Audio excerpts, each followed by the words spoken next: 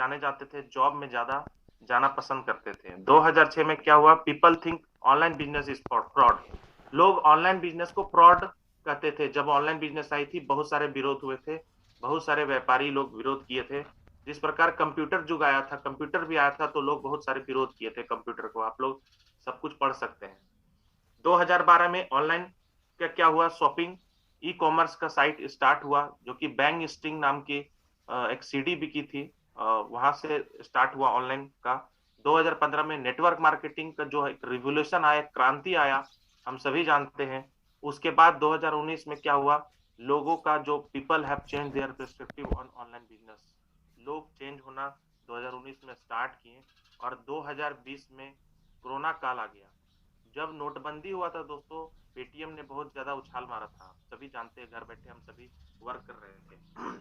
5 रुपए की भी चाय पीने के लिए पेटीएम कर रहा था मैं। उस समय से पेटीएम, नोटबंदी से पहले से पेटीएम यूज कर रहा था। तो उस समय वो फायदा हो गया मुझे, क्योंकि नोट का प्रचलन नहीं था, कैश नहीं था। तो ये समझ में आया कि आने वाला समय कैशलेस का होगा, डिजिटल का होगा। तो 2020 में क्या हुआ दोस्तों, कोरोना काल आ गया। हम सभी घर में पैक हो गए, बंद हो गए, सारा जीवन अंधकार में हो गया, ठप हो गया। लेकिन इंटरनेट चलता रहा। हम अपना जितने जो भी हमारे सर्विस प्रोवाइडर है इंटरनेट के, उसको हम रिचार्ज करते रहे, घर बैठे टीवी रिचार्ज करते रहे, घर बैठे बिजली बिल जमा करते रहे, वाटर बिल, गैस बिल, सारा कुछ घर बैठे। इसका मतलब क्या हुआ कि हम घर बैठे सारा डिजिटल यूज कर रहे थे, डिजिटल प्लेटफॉर्म को यूज कर रहे थे। तो 2020 में और 22 तक क्या होगा, और ये online business priority of India हो गया। आज हम सभी देख रहे हैं कि 21 और 22 में क्या हालत होने वाली है। तो 21 तो हम लोग जी लिए, अब देखिए 22 में क्या होता है। हम सभी और डिजिटल की ओर जा रहे हैं। कैसे, इस प्रकार।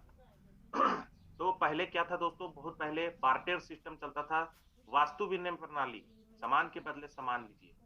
फिर गोल्ड, गोल्ड के बदले आप मुझे गोल्ड दीजिए, मैं आपको सामान दूंगा। मेटल कॉइन्स आए, उस कॉइन्स आ गया। पेपर मनी आया, पेपर मनी का चाइना में कागज का आविष्कार हुआ, पेपर मनी आया। प्लास्टिक कार्ड आ गए, एटीएम कार्ड वगैरह, डेबिट कार्ड वगैरह आ गए। इलेक्ट्रॉनिक मनी हो गया, जिन बहुत सारे लोग अब इलेक्ट्रॉनिक मनी ट्रांसफर करते हैं ई मनी के माध्यम से। जिनका नेट इंटरनेट बैंकिंग होता है, इंटरनेट बैंकिंग के माध्यम से ट्रांसफर होने लगा। उसके बाद जमाना दोस्तों क्रिप्टो करेंसी का आ गया। और यहाँ पर हम देख पा रहे हैं कि क्रिप्टो करेंसी में बहुत सारे लोगों का क्वेश्चन आया था संडे के सेशन में कि सर ये ब्लॉकचेन क्या है, क्रिप्टो क्या है, थोड़ा सा हम लोगों को बताया जाए। तो आज मैं आप लोगों को बताता हूँ दोस्तों कि ब्लॉकचेन क्या है, कैसे काम करता है। तो आप लोग ध्यान दीजिएगा कि ब्लॉकचेन, फिलहाल ब्लॉकचेन आखिर ये क्या है, व्हाट इज ब्लॉकचेन टेक्नोलॉजी। इस टेक्नोलॉजी को समझना होगा दोस्तों, क्योंकि हमारा भी टेक्नोलॉजी ब्लॉकचेन और पीयर टू पीयर टेक्नोलॉजी पर वर्क करता है। तो बिटकॉइन बहुत सुर्खियों में रहा इसके कारण, ब्लॉकचेन के कारण। लोग बिटकॉइन को लेकर बहुत ही उम्मीद पैदा किए, आज दिन ब दिन बढ़ती गई। लेकिन हमें जानना होगा कि बिटकॉइन के पीछे की टेक्नोलॉजी क्या है, ब्लॉकचेन टेक्नोलॉजी। ये ब्लॉकचेन टेक्नोलॉजी है जो उसको आगे बढ़ाई है दोस्तों। क्यों, क्योंकि बिटकॉइन का संबंध ब्लॉकचेन से ही है, इसलिए ब्लॉकचेन के बारे में हम सभी को बहुत जरूरी है जानना। अब सवाल उठता है कि ब्लॉकचेन टेक्नोलॉजी कैसे वर्क करता है, क्यों वर्क करता है, क्या है ये टेक्नोलॉजी, कैसी है ये टेक्नोलॉजी। तो ब्लॉकचेन टेक्निक हमारे आईटी इंडस्ट्री को उस प्रकार से बदलने वाले, जैसे ओपन सोर्स, आप लोग बहुत ज्यादा ध्यान दीजिएगा दोस्तों जो बातें बताई जा रही है। जैसे ओपन सोर्स सॉफ्टवेयर ने कई दशक पहले क्या किया था, लिनक्स, लिनक्स एक प्रोग्रामिंग लैंग्वेज है। लिनक्स हो गया, जावा हो गया, रॉक्कल हो गया, वीबी हो गया, डॉटनेट हो गया, मैं सब में वर्क किया हूँ। डॉटनेट, जावा, सी प्लस, सारा में प्रोग्रामिंग लैंग्वेज सारा कुछ सीखा हूँ, क्योंकि बीसीएमसीए में ये पाठ में सीखना पड़ता था। तो लिनक्स करीब एक दशक के मॉडर्न एप्लीकेशन डेवलपमेंट का मूल रहा। ठीक वैसे ही ब्लॉकचेन भी आने वाले समय के एक बेहतरीन जरिया बना इंफॉर्मेशन शेयर करने के लिए। लोअर कॉस्ट इसका बहुत ज्यादा है, लेकिन ब्लॉकचेन टेक्नोलॉजी को लेकर बहुत ज्यादा लोग हाइपर भी हुए। क्यों, क्योंकि ये हमारे भविष्य की टेक्नोलॉजी को पूरी तरह से बदला है, इसलिए लोग इसको बहुत ज्यादा अभी सीखने के लिए प्रेरित हो रहे हैं, जानने चाह रहे हैं। तो ये टेक्नोलॉजी पूरी तरह से समझना होगा। ये कैसे बेहतर है, तो क्या है दोस्तों बताता हूँ। ब्लॉकचेन एक डिजिटल लेजर है। क्या है ब्लॉकचेन, एक डिजिटल लेजर है, जहां आप जैसे कि एक बुक होता है जो कि अकाउंट रखता है, जैसे हम अपना बही खाता रखते हैं ना, अकाउंट, जहां पर क्या होता है डेबिट और क्रेडिट ट्रांजैक्शन की जानकारी हम रखते हैं। वो बुक जहां ओरिजिनली एंट्री होता है, यूं कहे कि ओरिजिनल बुक से एंट्री इस लेजर को अपडेट होते हैं। तो मान लीजिए कि आपके पास file of transaction A node है, file of transaction node A, जो कि एक कंप्यूटर लेजर ए लेजर है। दो गवर्नमेंट अकाउंट्स, दो गवर्नमेंट्स के जो अकाउंट्स हैं उन्हें हम माइनर्स कहते हैं, के पास वह समान फाइल उनके सिस्टम में है, इसलिए ये डिस्ट्रीब्यूटेड है। जैसे ही आप एक ट्रांजैक्शन करते हैं, आपका कंप्यूटर उन दोनों अकाउंट्स को ईमेल करता है, उसे इन्फॉर्म करता है ईमेल के जरिए।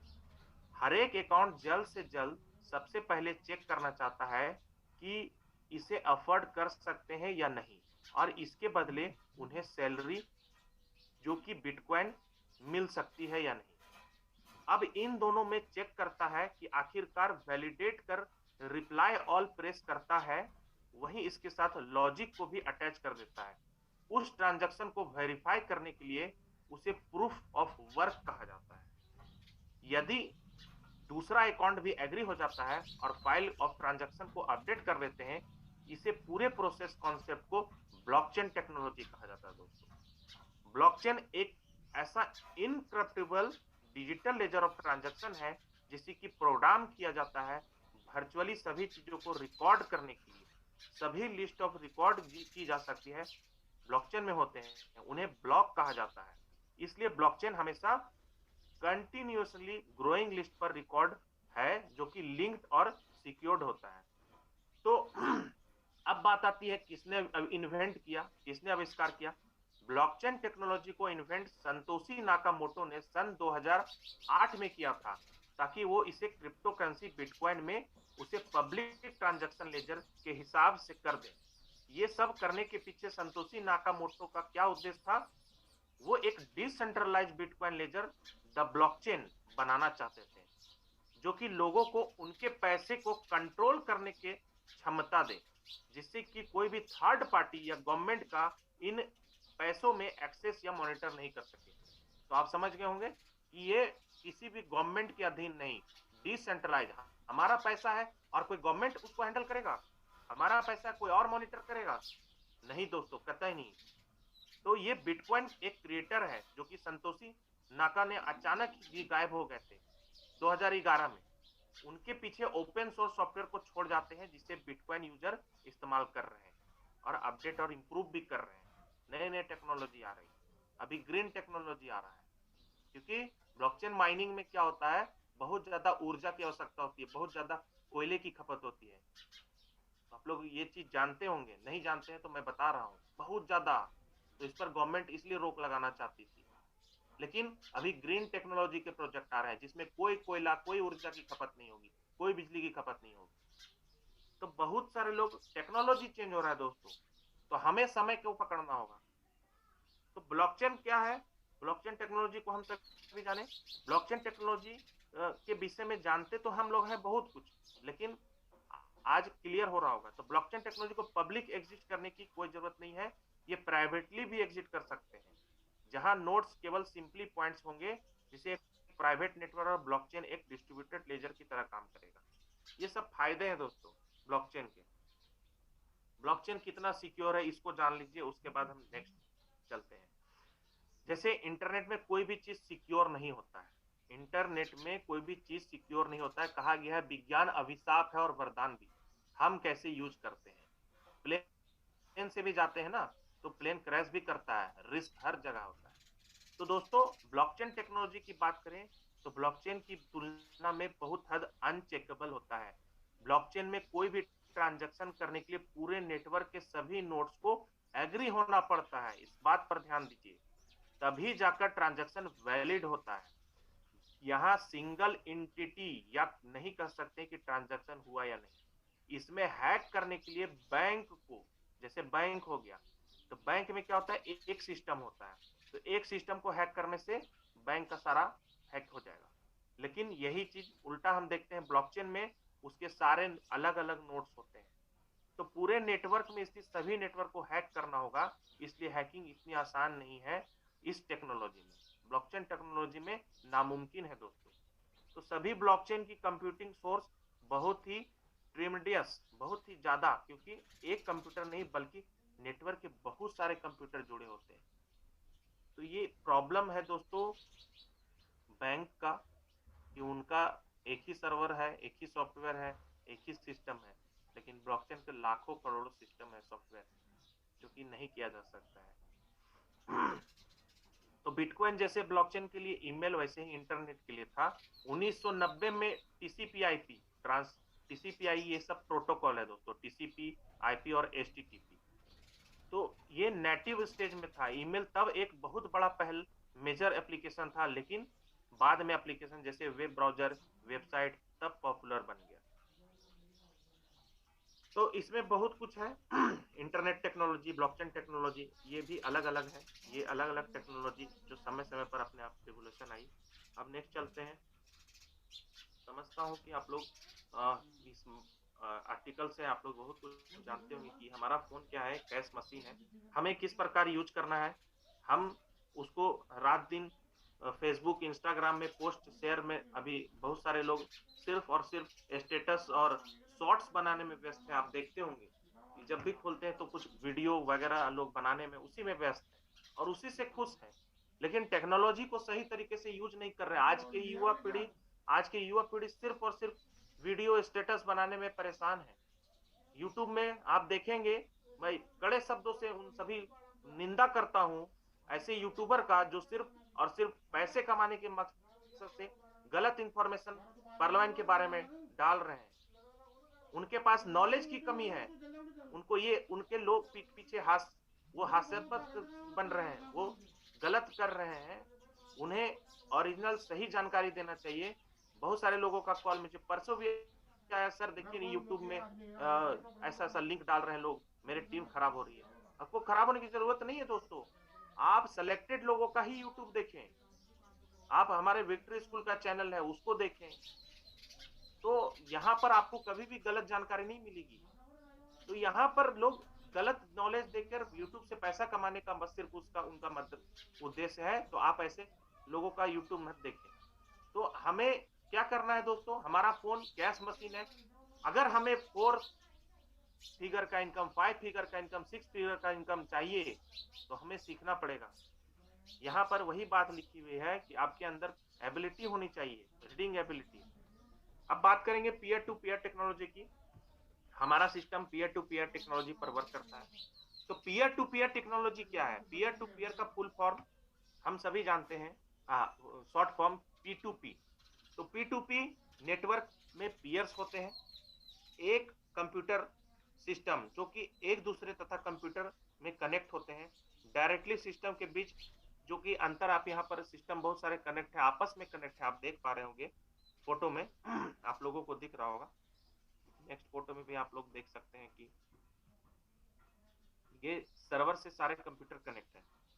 तो इसमें क्या होता है कि किसी भी सेंट्रल सर्वर की जरूरत नहीं होती है। दूसरी भाषा में कहें तो कंप्यूटर के साथ पीयर टू पीयर नेटवर्क को ज्वाइन करने के लिए एक इंटरनेट कनेक्शन और एक P2P सॉफ्टवेयर। जैसे कौन कौन सॉफ्टवेयर है? काजा है, लाइनवेयर है, डियर शेयर है, मॉर्फियस है, एक्विसेशन है। ये प्रोग्राम कनेक्ट होते हैं एक P2P नेटवर्क के साथ। जैसे गुरिंटिला जो कि अलाउ करता है कंप्यूटर को एक्सेस करने के लिए हजारों की तादाद में सिस्टम के साथ उस नेटवर्क पर P2P सॉफ्टवेयर अलाउ करता है। आपको फाइल सर्च करना और दूसरे कंप्यूटर में, जैसे दूसरे यूजर नेटवर्क पर आपके कंप्यूटर की फाइल्स को सर्च करें, लेकिन टिपिकली एक सिंगल फोल्डर में जिन्हें आपने डिग्नेट किया है शेयर करने के लिए होता है।